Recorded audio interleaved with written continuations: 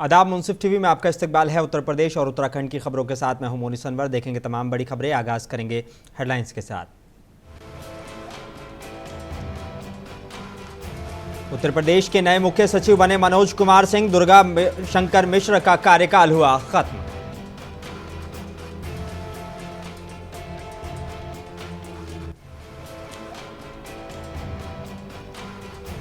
उत्तर प्रदेश के गाजीपुर पहुंचे RSS chief Mohan Bhagwat. Paramvir चक्र से सम्मानित शहीद वीर अब्दुल हमीद के जन्मदिन पर श्रद्धांजलि की अर्पित।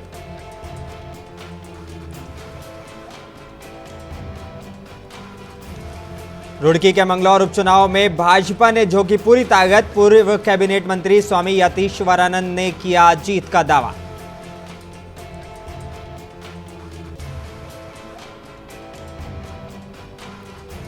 और रामपुर में मोहम्मद अली जौहर यूनिवर्सिटी में कॉन्वोकेशन सेरेमनी का हुआ आयोजन। पूर्व राज्यसभा सांसद डॉक्टर तंजीन फातिमा, सपा सांसद रुचि वीरा हुई शामिल।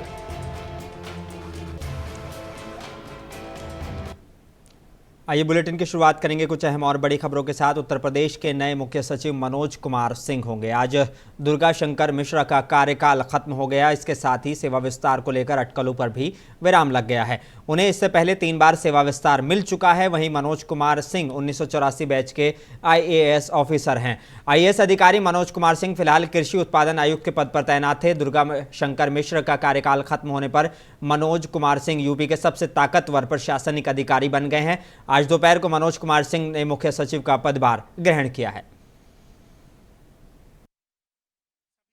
के साथ मिलकर और जो लक्ष्य माननीय मुख्यमंत्री जी ने निर्धारित किए हैं प्रदेश की जनता के बेहतरी के लिए, उनको तेजी से अचीव करने के लिए काम करना। जो अभी ग्राउंड ब्रेकिंग सेरेमनी हुई है उसमें लगभग 10 लाख करोड़ के ग्राउंड ब्रेकिंग प्रोजेक्ट्स के हुए हैं, उनको तेजी से धरातल पर उतारना ताकि एक तरफ लोगों को एम्प्लॉयमेंट मिल सके, दूसरी तरफ मैन्युफैक्चरिंग का कंट्रीब्यूशन स्टेट जीडीपी में बढ़ सके। ये हमारा प्रयास होगा हमारे सभी विभागों के लोगों के साथ मिलकर। उत्तर प्रदेश के गाजीपुर में राष्ट्रीय स्वयं सेवक संघ प्रमुख मोहन भागवत ने 1 जुलाई से धामुपुर गांव में शहीद स्मारक में स्थापित परमवीर चक्र से सम्मानित शहीद वीर अब्दुल हमीद के जन्मदिवस पर उनकी प्रतिमा पर माल्यार्पण कर श्रद्धांजलि अर्पित करने पहुंचे। इस मौके पर उन्होंने अब्दुल हमीद के जीवन पर आधारित डॉक्टर रामचंद्रन श्रीनिवासन द्वारा लिखित पुस्तक मेरे पापा परमवीर का लोकार्पण भी किया। शहीदों की चिताओं पर लगेंगे हर बरस मेले, वतन पर उनकी कुर्बानी का यही बाकी निशान। वास्तव में शहीद अमर हो जाते हैं कैसे? उनका अपना बलिदान एक अपने आप में बहुत महान कृति है। अपने यहाँ पर अपने देश में परंपरा से इसे मानते हैं कि जीवन जीना है तो उपभोग के लिए नहीं जीना है, मजे करने के लिए नहीं जीना है। जीवन जीकर उसके अनुभव के आधार पर इस सृष्टि को बनाने वाले से मिलना है, भगवान से मिलना। भारतीय टीम के T20 विश्व कप का खिताब जीतने से हर तरफ खुशी का माहौल है। अमरोहा के गांव सहसपुर अलीनगर के रहने वाले अंतर्राष्ट्रीय क्रिकेटर और तेज गेंदबाज मोहम्मद शमी ने भी टीम इंडिया और देशवासियों को जीत की मुबारकबाद दी है। साथ ही कहा कि 13 साल के इंतजार के बाद भारतीय टीम ने विश्व कप का खिताब अपने नाम दर्ज किया है। साथ ही कहा कि सब देश की दुआओं और टीम की मेहनत से हुआ है। साथ ही उन्होंने कहा कि 2023 में हुए विश्व कप में भी भारतीय टीम फाइनल तक पहुंची थी, लेकिन खिताब अपने नाम करने से चूक गई थी। उस टीम का हिस्सा रहे और सभी मैचों में बेहतरीन प्रदर्शन करने वाले तेज गेंदबाज मोहम्मद शमी ने अब T20 विश्व कप के विजेता बनने पर बधाई देते हुए कहा कि टीम इंडिया के लिए अभूतपूर्व क्षण है।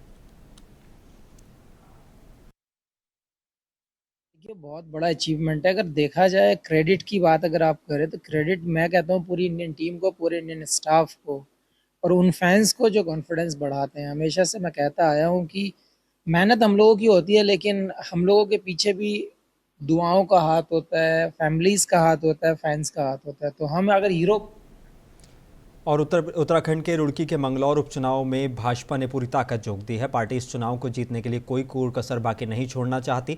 भाजपा प्रत्याशी करतार सिंह बढ़ाना के समर्थन में भाजपा युवा मोर्चा द्वारा परिवर्तन युवा महासम्मेलन में पहुंचे पूर्व कैबिनेट मंत्री स्वामी यतीश्वरानंद ने कहा कि भाजपा की ऐतिहासिक जीत होगी। उन्होंने युवाओं से उपचुनाव में मजबूती से कार्य करने और मंगलौर में परिवर्तन लाने में अपनी भागीदारी निभाने का आह्वान किया है। नहीं, ये जीत में कोई शंका भी नहीं है। आपने मतदान को लेकर जो अपील करी है, तो सुबह सुबह की अपील इसलिए की है कि वो लोगों ने ड्रामा करना शुरू कर दिया और ये कह रहे हैं कि हम मार लिए, छेद लिए, प्रशासन हमारा, आप लोग घूम रहे हैं। मेरे ख्याल में किसी कोई सिपाही भी नहीं मिल रहा। हम लोग भी घूम रहे हैं, हमारी गाड़ी को तो आज तक किसी ने चेक। उत्तर प्रदेश के रामपुर में समाजवादी पार्टी के नेता मोहम्मद आजम खान के ड्रीम प्रोजेक्ट मोहम्मद अली जौहर यूनिवर्सिटी में 4th कॉन्वोकेशन सेरेमनी मनाई गई, जिसमें सभी विभागों में कोर्स पूरा कर चुके बच्चों को डिग्रियां दी गईं। इस मौके पर वक्ताओं ने यूनिवर्सिटी की उपलब्धि को विस्तार से बताया। 4th कॉन्वोकेशन सेरेमनी में मुख्य अतिथि आजम खान की पत्नी मोहम्मद अली जौहर ट्रस्ट की सेक्रेटरी और पूर्व राज्यसभा सांसद डॉक्टर तंजीन फातिमा रहीं। हाईकोर्ट प्रयागराज के पूर्व जज अल्लाह रहम, मुरादाबाद से सपा सांसद Ruchi Veera, vice chancellor professor Mohammad Arif इसमें मौजूद रहे। आज यहाँ बड़ी खुशी की बात है कि आज यहाँ मोहम्मद अली जौहर यूनिवर्सिटी में जो कॉन्वोकेशन का प्रोग्राम है, जो दीक्षांत समारोह यहाँ मनाया जा रहा है, तो जो भी स्टूडेंट्स को आज डिग्री मिली है, मेरी तरफ से उनको बहुत मुबारकबाद और उनके आने वाले जो भविष्य है उसके लिए बहुत सारी शुभकामनाएं। अजीब तो लग रहा है कि आज मोहम्मद आजम खान साहब यहाँ नहीं हैं, लेकिन प्रोग्राम बहुत अच्छा हुआ और आप सभी लोगों का बहुत धन्यवाद, शुक्रिया। इस यूनिवर्सिटी के चांसलर मिस्टर मोहम्मद आजम खान साहब ने जो ख्वाब देखा था इस यूनिवर्सिटी को लेकर, ये कॉन्वोकेशन उस में बढ़ता हुआ है। तो क्या कहेंगे आज यहाँ कितने हैं? देखिए, यहाँ निकले हुए जो स्टूडेंट्स हैं वो पहले भी बहुत अच्छी जगह पर उनकी पोस्टिंग्स हुई हैं, पूरे हिंदुस्तान में फैली, और इन स्टूडेंट्स का भी बहुत ही ब्राइट फ्यूचर। उत्तर प्रदेश के मैनपुरी में जिला समाजवादी पार्टी कार्यालय पर समाजवादी पार्टी के राष्ट्रीय अध्यक्ष अखिलेश यादव का 52वां जन्मदिन बड़े ही हर्षोल्लास और धूमधाम से मनाया गया। जन्मदिन के मौके पर सैकड़ों की संख्या में समाजवादी पार्टी के पदाधिकारी और कार्यकर्ता मौजूद रहे। वहीं जिला समाजवादी पार्टी कार्यालय पर केक काटकर और आपस में एक दूसरे को मिठाई खिलाकर जन्मदिन की शुभकामनाएं दी गई। वहीं समाजवादी पार्टी के जिला अध्यक्ष आलोक शाक्य ने कार्यकर्ताओं के साथ वृक्षारोपण भी किया। आलोक शाक्य ने बताया कि जन्मदिन पर आज हजारों पौधे लगाए जाएंगे। माननीय राष्ट्रीय अध्यक्ष करोड़ों करोड़ों पिछड़ों, दलितों, अल्पसंख्यकों, मजदूरों, किसानों के मसीहा आदरणीय अखिलेश यादव जी का जन्मदिन है और पीडीए के माध्यम से पूरे प्रदेश और देश में हम लोग आज बड़े हर्षोल्लास के साथ माननीय राष्ट्रीय अध्यक्ष जी का जन्मदिन मना रहे हैं। और देश में आज से 3 नए कानून लागू किए जाने को लेकर सोमवार को रामनगर कोतवाली में आयोजित बैठक में पुलिस क्षेत्राधिकारी भूपेंद्र सिंह भंडारी और कोतवाल अरुण कुमार सैनी ने मौजूद विभिन्न राजनीतिक और सामाजिक संगठनों के प्रतिनिधियों को नए कानून की जानकारी देते हुए पुलिस को सहयोग करने की अपील की। साथ ही मामले में जानकारी देते हुए कोतवाल अरुण कुमार सैनी ने बताया कि 1 जुलाई से लागू नए कानून भारतीय न्याय संहिता, भारतीय नागरिक सुरक्षा संहिता और भारतीय साक्ष्य अधिनियम के तहत जानकारी दी गई है। उन्होंने बताया कि इस नए कानून में सजा और जुर्माने के प्रावधान की जानकारी दी गई है। उन्होंने बताया कि आज से लागू नए कानून के तहत पुलिस पूरी मुस्तैदी के साथ इस कानून का पालन करेगी। देश में 3 नए कानून लागू हो गए हैं, भारतीय नागरिक सुरक्षा, भारतीय नागरिक संहिता और भारतीय साक्ष्य अधिनियम। तीनों को आज हमारे द्वारा थाने में पूरी तैयारी से आज लागू किया जाएगा और जो भी इसमें प्रावधान है उन्हीं के तहत हमारे द्वारा अभियोग को पंजीकृत कर विवेचना की जाएगी और केसों का अनावरण। उत्तर प्रदेश के पीलीभीत में भी नए कानून को लेकर पुलिस कप्तान ने वर्कशॉप की है और गंगा जल फिल्म दिखाकर नए कानूनों को समझाने की कोशिश की गई है। वर्कशॉप में अधिवक्ता, पुलिस अधिकारी और पत्रकार शामिल हुए। पुलिस कप्तान अविनाश पांडे की फिल्म दिखाकर नए कानून को समझाने की हर तरफ चर्चा हो रही है। नया कानून समझाने के लिए आपने तो वर्कशॉप की थी, अभी ऐसा क्या रहा कि ये वर्कशॉप में नए कानून को समझाने के लिए एक फिल्म का प्रदर्शन करना चाहिए? फिल्म का प्रदर्शन जो सम्मानित बार के मेंबर्स थे या अन्य सभी मेंबर्स थे या हम लोगों का भी जो बात है वो सिर्फ इसलिए किया गया कि कानून और समाज दोनों एक साथ चलते हैं। जब समाज कानून की ग्राह्यता करेगा तभी कानून सक्सेसफुल होंगे, तभी ये परिवर्तन सक्सेसफुल होंगे। तो सिर्फ उत्तर प्रदेश के अमरोहा में देश में आज से लागू हुए नए कानून BNS के तहत यूपी का पहला केस अमरोहा में दर्ज किया गया है। यहां एक युवक ने गांव के 2 युवकों पर आरोप लगाते हुए कहा कि उन्होंने अपने खेत के चारों ओर करंट के तार बिछा रखे हैं, जिसकी चपेट में आकर उसके पिता की मौत हो गई। दोनों ही युवकों पर सख्त कार्रवाई की जाए। मृतक के बेटे ने आरोपियों के खिलाफ थाने में तहरीर दी है, जिसके बाद पुलिस ने दोनों आरोपियों के खिलाफ नए कानून के तहत BNS 106 में मुकदमा दर्ज किया है। ये मामला सोमवार सुबह 6:30 बजे का है। इंडियन एविडेंस एक्ट की जगह भारतीय साक्ष्य अधिनियम यानी कि BSA के प्रावधान लागू होंगे और महिलाओं से जुड़े ज्यादातर अपराधों में पहले से ज्यादा सजा मिलने का प्रावधान है। अब इलेक्ट्रॉनिक सूचना में भी FIR दर्ज हो सकेगी। जनपद अमरोहा में थाना रहरा पर भारतीय न्याय संहिता धारा 106 के अंतर्गत ये जो पहली FIR दर्ज की गई है, भारतीय न्याय संहिता, भारतीय नागरिक सुरक्षा संहिता और भारतीय साक्ष्य अधिनियम आज 1 जुलाई से प्रभावी हो रहे हैं। इनको प्रभावी ढंग से लागू करने के लिए सभी विवेचकों, थाना प्रभारियों। उत्तर प्रदेश के फिरोजाबाद के नगर पंचायत मक्खनपुर थाने में एक मीटिंग रखी गई, जिसमें IPC की धाराओं और नए बनाए कानूनों को लेकर जानकारी दी गई, जिसमें थानाध्यक्ष शिव कुमार चौहान मक्खनपुर और नगर पंचायत के चेयरमैन गीता दिवाकर, चेयरमैन प्रतिनिधि दिलीप राजपूत और सभी सभासद और मक्खनपुर के गणमान्य लोग मौजूद रहे। आपको बता दें कि 1 जुलाई यानी आज से अपराधों पर लगाम लगाने के लिए और कुछ नए कानून बनाए गए हैं और IPC की धाराओं में बदलाव भी किया गया है। उसको लेकर मक्खनपुर क्षेत्र के लोगों को थानाध्यक्ष शिव कुमार चौहान के द्वारा मीटिंग कर जागरूक किया गया।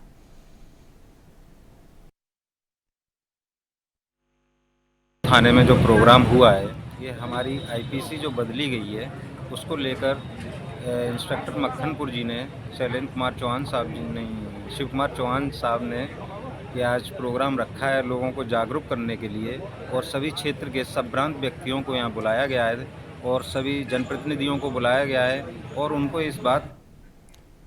उत्तर प्रदेश के बिजनौर में पुलिस अधीक्षक नीरज कुमार जादव ने जनता को आज से 3 नए कानून लागू हो रहे हैं, इसके बारे में जानकारी दी है। साथ ही कहा है कि सभी थानों में पुलिस अधिकारियों को नए कानून के बारे में लोगों को जागरूक किया जाए। पुलिस अधीक्षक ने गोष्ठी के दौरान जिम्मेदार लोगों को आश्वासन दिया है कि सभी लोग नए कानून के बारे में लोगों को जागरूक कर उन्हें जानकारी देंगे।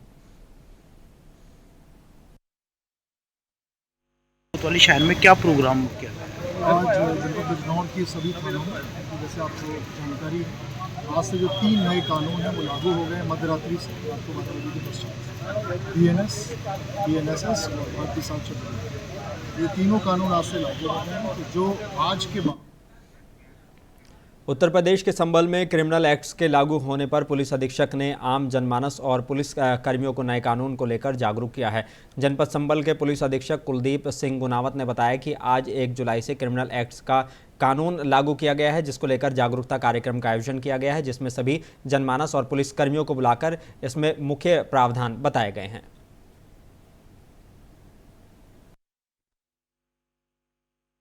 सर, नए कानून को लेकर आप गोष्ठी की गई है, क्या कहते हैं? आज 1 जुलाई से पूरे देश में नए क्रिमिनल एक्ट्स का लागू किया गया है, जिसके संबंध में आज जनपद संबल के सभी थानों पर एक अवेयरनेस कार्यक्रम आयोजित किया गया है, जिसमें सभी आम जनमानस और पुलिसकर्मियों को बुलाकर इसके मुख्य प्रावधान बताए गए हैं। पूर्व में और देश में आज 3 नए कानून लागू होने पर मुरादाबाद के DIG मुनिराज ने इसके बारे में जानकारी दी। उन्होंने बताया कि आज से जो भी घटना घटित होती है उसमें न्यू कानून के तहत ही दर्ज किया जाएगा। उन्होंने बताया कि जनपद में तैनात सभी संबंधित पुलिस पदाधिकारियों को ट्रेनिंग दी जा चुकी है। साथ ही बताया कि इससे लोगों को जागरूक किया जाएगा। आज हमारा मुरादाबाद रेंज में 5 जनपद में आज नया कानून जो BNS इसके बारे में सब जगह आज लागू होना है। आज सरकार का नोटिफिकेशन हो गया है। आज से जो भी अपराध घटित होगी वो सब नया कानून की तरफ से आज रजिस्ट्रेशन होगा। इसके लिए हमारा उत्तर प्रदेश के ललितपुर में इस्लामी मालूमात के नाम से होने वाले प्रोग्राम में दर्जनों बच्चों ने हिस्सा लिया। हर साल होने वाले इस प्रोग्राम में दीनी और दुनियावी सवाल पूछे जाते हैं, जिसमें मदरसे के बच्चे हिस्सा लेते हैं। बच्चों को मदरसे के हाफिज और कमेटी के सदस्यों ने प्रमाण पत्र और शील्ड भी बांटी, जिसमें बच्चों की हौसला अफजाई हो सके। इस दौरान हाफिज जाबिर ने बच्चों को बताया कि तालीम बहुत ज़रूरी है, दीनी और दुनियावी तालीम हासिल करें। मदरसे की तरफ से कैसा लग रहा है? बहुत खुशी महसूस हो रही है कि मैंने पहला स्थान प्राप्त किया है, कि ये मुझे सिर्फ आबिद भाई की वजह से हुआ है। इन्होंने मुझे ऐसी तालीम दी कि मैंने पहला हिस्सा हासिल किया है। बस यही कहना चाहती हूँ, शुक्रिया। उत्तर प्रदेश के बुलंदशहर के अनूप शहर में तहसील के गांव मोरीगेट निवासी जगवीर सिंह के खेत पर दबंगों द्वारा जबरदस्ती कंस्ट्रक्शन शुरू कर दिया गया। लगातार पीड़ित तहसील से लेकर जिलाधिकारी के चक्कर काट रहा है। उसके बाद भी दबंगों के हौसले इतने बुलंद हैं कि प्रशासन द्वारा 3 बार कब्जा रुकवाया जा चुका है। इसके बाद भी दबंग ने सेटिंग कर काम शुरू कर दिया है। जगवीर जी, आप डीएम साहब के कार्यालय पर आए हैं, क्या आपकी मांगे किस विषय में आई हैं? जमीन के विषय में आए हैं। हमारी जमीन पर कब्जा कराया जा रहा है जबरदस्ती। जमीन हमारी है और दूसरा नंबर बताते हैं और काम शुरू करा देते हैं। 2-3 दफा काम बंद भी हो गया और फिर चालू करा देते हैं। उत्तर प्रदेश के मुखिया योगी आदित्यनाथ सख्त निर्देश हैं कि सरकारी जमीन पर कब्जा करने वाले भूमाफियाओं पर सख्त कार्रवाई की जाए, लेकिन झांसी नगर निगम अपनी ही जमीन कब्जाने वालों पर कार्रवाई करने से कतरा रहा है। बता दें कि थाना कोतवाली इलाके के अंजनी माता मंदिर के पीछे नगरिया कुआ है, जहां भूमाफियाओं ने नगर निगम की जमीन कब्जा कर दुकानों का निर्माण कर डाला और नगर निगम सोता रह गया। इतना ही नहीं, कुछ माह पूर्व ही नगर निगम ने इस जमीन को चिन्हित कर इसे तार फेंसिंग और खंभे गाड़ दिए थे, लेकिन भूमाफियाओं ने पिलरों को उखाड़कर दुकानों का निर्माण करा डाला और नगर निगम के अधिकारी हाथ पर हाथ रखे बैठे रहे। जब झांसी नगर निगम की संपत्ति अधिकारी को अवगत कराया गया तो वो नींद से जागे और मामले को टालने की कोशिश करने लगे। तो जब इस मामले में नगर आयुक्त ने भी जानकारी दी है। इसमें राजस्व विभाग की और नगर निगम की ज्वाइंट टीम जाके पैमाइश करने वाली है और पैमाइश के उपरांत जिसका भी कब्जा होगा उसके विरुद्ध कार्रवाई की जाएगी और नियमानुसार ध्वस्तीकरण की भी कार्रवाई करेगी। जैसे कि उस दिन नगर निगम के कानून और एक और झांसी में वीरांगना रानी लक्ष्मीबाई रेलवे स्टेशन पर प्रतिबंधित खानपान सामग्री धड़ल्ले से बिक्री हो रही है। वहीं सुरक्षा व्यवस्था की दृष्टि से प्लेटफॉर्म पर लगी रेलवे की तीसरी आंख सीसीटीवी कैमरा पर काली पट्टी बंधी हुई है। इस समय स्टेशन का माहौल ये हो गया है कि अवैध कारोबारियों की पूरी जकड़ में फंसा हुआ है। सूत्र बताते हैं कि रकम हर माह जाती है। आखिर कब रेलवे के अधिकारी की आंखों से काला चश्मा हटेगा, ये कहना मुश्किल है, क्योंकि ये अवैध रूप से खाद्य पदार्थ का कारोबार करने वाले लगातार सक्रिय होते जा रहे हैं और इनका नेटवर्क कितना मजबूत है कि ये अपने सामान किसी को भी कुछ नहीं समझते अपने सामने। और सूत्रों का यहाँ तक कहना है कि ये लोग खुलेआम चैलेंज करते हैं कि हम इतना पैसा देते हैं कि हमारा कोई कुछ बिगाड़ नहीं सकता। और उतरौला बलरामपुर के विद्युत विभाग की बड़ी लापरवाही सामने आई है, जिसकी वजह से एक लाइनमैन की मौत हो गई, जिससे पूरे क्षेत्र में कोहराम मचा हुआ है। आपको बता दें कि फतेह मोहम्मद आज से लगभग 2 साल पहले लाइनमैन हुआ करते थे, जो ग्राम पंचायत के गेंडास तहसील विधानसभा उतरौला में बिजली का काम करते हुए उनकी मृत्यु हो गई थी। उन्हीं की जगह उनका बेटा मोहम्मद अफजल काम कर रहा था। आज ग्राम पंचायत बहरमपुर के पूर्वा बिलासपुर में बिजली का पोल ठीक करते समय विभाग की लापरवाही से उसकी भी मौत हो गई। मैनपुरी एसपी विनोद कुमार ने 5 थानाध्यक्षों सहित 23 उप निरीक्षकों के कार्यक्षेत्रों में फेरबदल किया है। बता दें कि कई सारे उप निरीक्षकों के कार्यक्षेत्रों में बदलाव किए गए हैं। पीआरओ विकास कुमार को घिरौर थानाध्यक्ष और निरीक्षक अरविंद सिंह को बरनाहल थानाध्यक्ष बनाया गया है। एसओ किशनी अनिल कुमार को एसओ बेवर और एसओ बेवर महाराज सिंह भाटी को किशनी का एसओ बनाया गया है। इसी तरह एसपी विनोद ने एसआई अमित सिंह को पुलिस लाइन से हटाकर एसएसआई साइबर क्राइम का जिम्मा सौंपा है। वहीं एसआई आदित्य खोकर को साइबर क्राइम से चौकी प्रभारी रेलवे गेट भेजा गया है। उत्तर प्रदेश के जौनपुर में बेसिक शिक्षा विभाग के अंतर्गत जौनपुर में संचालित परिषदीय विद्यालयों में ग्रीष्म अवकाश के बाद विद्यालय पुनः 1 जुलाई 2024 को खुलने पर विद्यालय में फूल, पत्तों और झाड़ियों और गुब्बारों से सजाकर स्कूल आने वाले नए बच्चों को रोली टीका लगाकर स्वागत किया गया है। इस दौरान जिलाधिकारी द्वारा छात्रों से ग्रीष्म अवकाश में किए गए कार्यों के विषय में जानकारी ली गई और उनका उत्साहवर्धन किया गया। वहीं दूसरी तरफ नगर के कंपोजिट स्कूल मियाँपुर में आयोजित कार्यक्रम में प्रतिभाग करते हुए स्कूल चलो अभियान कार्यक्रम के तहत नव प्रवेशी छात्र छात्राओं को रोली टीका लगाकर स्वागत किया गया और मुख्य विकास अधिकारी द्वारा ग्रीष्म अवकाश में छात्रों द्वारा किए गए कार्यों के विषय में संवाद किए जाने पर छात्रों द्वारा उत्साहपूर्वक प्रश्नों का उत्तर दिया गया। मुख्य विकास अधिकारी साई सीलम तेजा द्वारा विद्यालय में छात्रों को टॉफी वितरित करते हुए उनके साथ भोजन भी ग्रहण किया गया।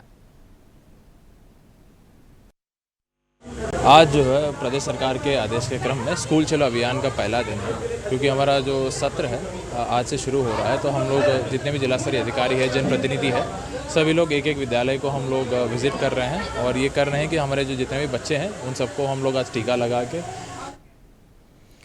और टीचर सेल्फ केयर टीम ने मुजफ्फरनगर के 2 शिक्षक परिवारों को 1 करोड़ 8 लाख रुपए की मदद की है। मुजफ्फरनगर के 2 असातिज़ा मरहूम सुनील कुमार और मरहूम राघवेंद्र कुमार का इंतकाल जनवरी में हो गया था। इन असातिज़ा की मदद के लिए एक तंजीम जो गुज़िश्ता कई सालों से असातिज़ा की मौत पर उनके अहल खाना की मदद फराहम करती आ रही है, तो इस तंजीम ने टीचर केयर टीम इस तंजीम ने लाखों टीचर जुड़े हुए हैं जो अपनी थोड़ी थोड़ी रकम से मरने वाले टीचर के ख़ानदान को एक बड़ी रकम फराहम करते हैं। इस मरतबा भी इस तंजीम से वाबस्ता पूरे उत्तर प्रदेश में बुनियादी, सानवी और आली तालीम के असातिज़ा ने सिर्फ 23 रुपए अदा किए हैं, जिसकी वजह से मरने वाले इन दोनों असातिज़ा के अहले खाना के खाते में 54 लाख रुपए की रकम भेजी गई है, जो कि इन असातिज़ा के बच्चों को तालीम में इस्तेमाल की जाएगी।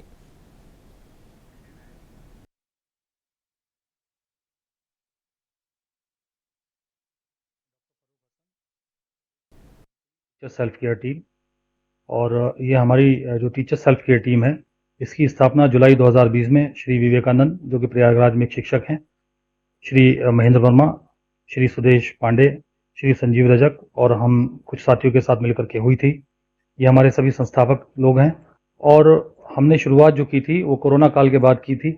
जो हमारे प्रदेश के शिक्षक उस समय दिवंगत हो गए थे, उनके परिवारों की मदद के लिए। खबर प्रतापगढ़ से है, जहां खेत में रखवाली के लिए सोए युवक की हत्या कर दी गई और शव को पेड़ से लटका दिया गया। बताया जा रहा है कि रस्सी और तार से गला घोंटकर कत्ल किया गया है और तार से हाथ और पैर बांधा गया था। 2024 को सुबह 7:15 बजे के करीब ग्राम गरीबपुर, थाना महेशगंज से एक व्यक्ति का शव पेड़ से लटकते हुए मिलने की सूचना प्राप्त हुई। इस सूचना पर थानाध्यक्ष महेशगंज, मेरे द्वारा तथा फोरेंसिक टीम द्वारा घटनास्थल का निरीक्षण किया गया और घटना। उत्तर प्रदेश के सहारनपुर के गंगो के मुबारकपुर हाईवे पर कार और बाइक में जबरदस्त टक्कर हो गई। इस हादसे में बाइक पर सवार 4 साल के बच्चे की मौत हो गई, जबकि 3 लोग घायल हो गए। सूचना मिलते ही पुलिस मौके पर पहुंच गई और घायलों को इलाज के लिए अस्पताल में भेजा गया। अभी पुलिस मामले की जांच में जुटी हुई है। उत्तर प्रदेश के स्मार्ट सिटी सहारनपुर से नगर निगम की मानसून की तैयारी को लेकर पहली बारिश ने सवाल खड़ा कर दिया है।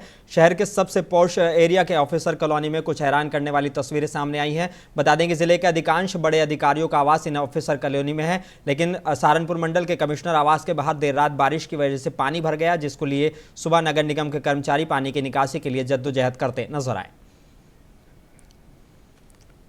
और मानसून के आगमन के साथ ही झांसी में बारिश का दौर जारी है। लगातार दूसरे दिन भी शहर में झमाझम बारिश हुई। आज उत्तर प्रदेश में सबसे अधिक बारिश झांसी में दर्ज की गई। 24 घंटे से में हो रही यहां पे 37 मिलीमीटर बारिश हुई है और देर रात से शुरू हुई बारिश आज भी जारी रही और जिसकी वजह से बारिश की झड़ी लगी रही। 24 घंटे में 37 मिलीमीटर बारिश दर्ज की गई है।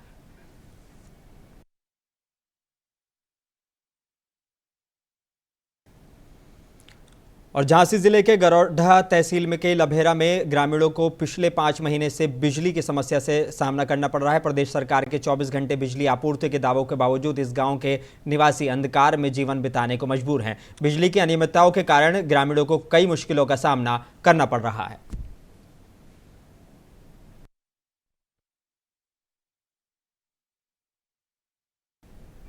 अब बुलेटिन में बस इतना ही। मुझे दीजिए इजाजत, बने रहिए मुंसिफ टीवी के साथ।